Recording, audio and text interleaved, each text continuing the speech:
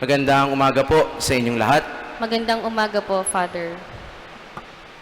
There is a stage in our priestly formation named Spiritual Pastoral Formation Year, SPFY for short. Mga 2 to 3 years before graduation. And I spent almost a year of SPFY in Sacred Heart Novitiate and Retreat House in Novaliches. Ang ganda po doon. Maraming puno, may mga manok, kambing at tupa, maluwag ang grounds, malamig at presko ang hangin, masarap ang pagkain. Maraming chapels, kaya talagang okay na okay tumahimik at magdasal. I also spent my 30-day Ignatian retreat there. And during the retreat, it has become my routine to do my prayer period in one of the swings there. Ganda ng view, overlooking a vast grassland. At ginagawa ko po ito tuwing 2:30 p.m. During the second week of the retreat, nakuha ko na yung routine.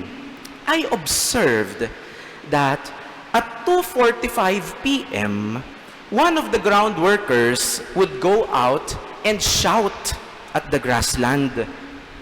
Apparently, siya yung pastol ng mga tupa. Shepherd ng mga tupa. May particular na sigaw yung staff.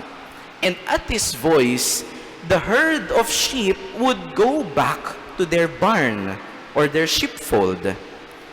Pinapanood ko po yun every day habang nagdadasal ako. Basta ang ganda.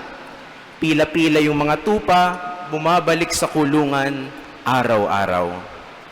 One afternoon, 2:50 p.m. na, 2:55, alas 3 na, 3:10 p.m. na, wala pa yung staff.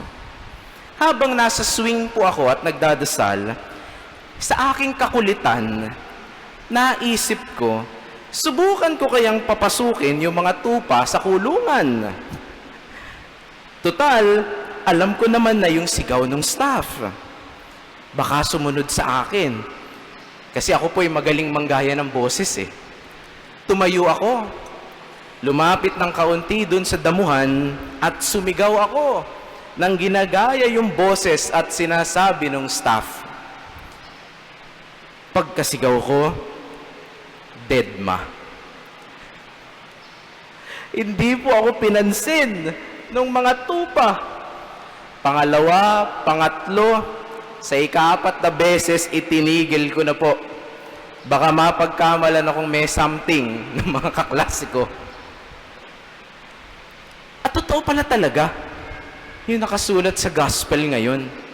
Sabi, my sheep hear my voice. I know them and they follow me. Dear friends, today is Good Shepherd Sunday, and I want to reflect about the voice of a shepherd. The voice of God speaking to us in many and diverse ways. Kung ako po ang tatanungin ninyo, madali lang naman marinig o ma-identify ang boses ng Diyos. Alam naman natin kung ano yung tama at mali eh. But the problem is, sa dami ng boses na nadidinig natin, iba't ibang standards ng mundo, pwede na yan. Bawal yan. Okay lang yan. Once lang naman eh. Sige, gawin mo na yan. Saglit lang naman eh. Di naman masama yan. Naiintindihan ka naman ng Diyos sa ginagawa mo. At kung ano-ano pang mga boses sa paligid natin, we easily lose sight and sound of God's voice and influence in our lives. Kasi ang tinig ng Diyos, madaling madinig. Siguro nasa pulubi sa labas na nanghihingi ng kaunting tulong o pagkain.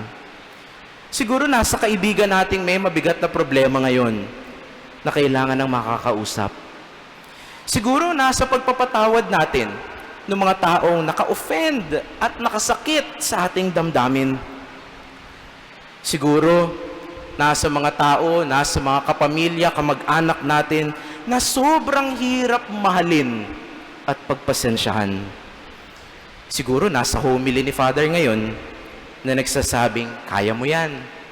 Huwag kang matakot. Huwag kang panghinaan ng loob.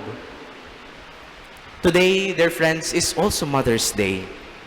At iba rin po ang tinig ng isang nanay, hindi po ba?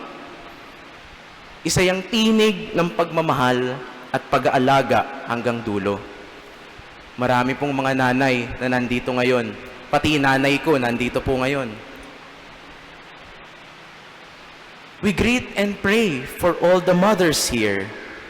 And coincidentally, later is our send-off for our PPCRV volunteers as they assume a very important role for tomorrow's elections.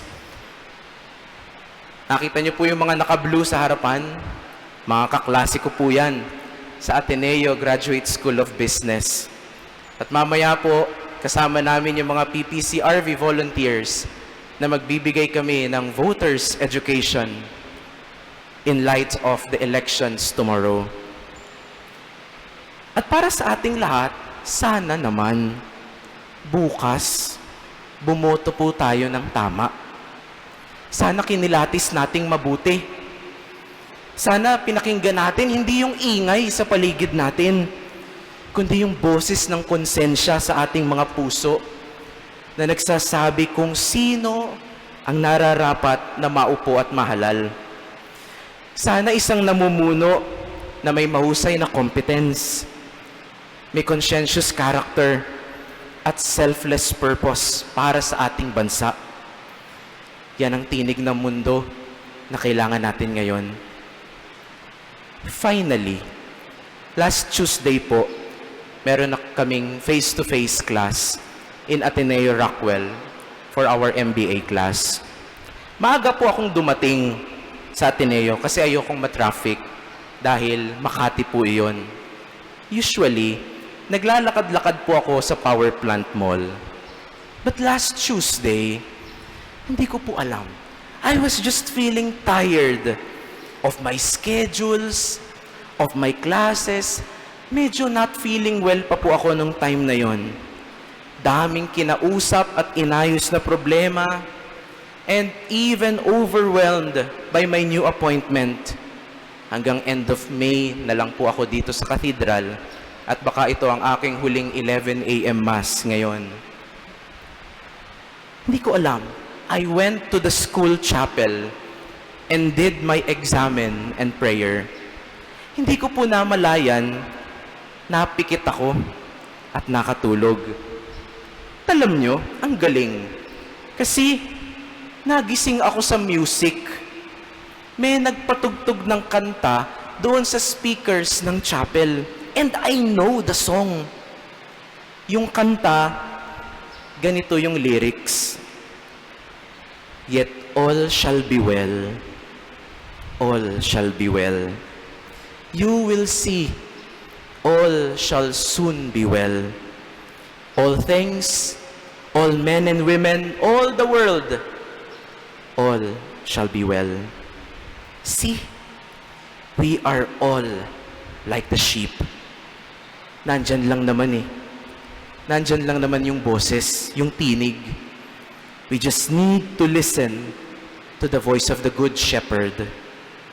No more, no less. Amen.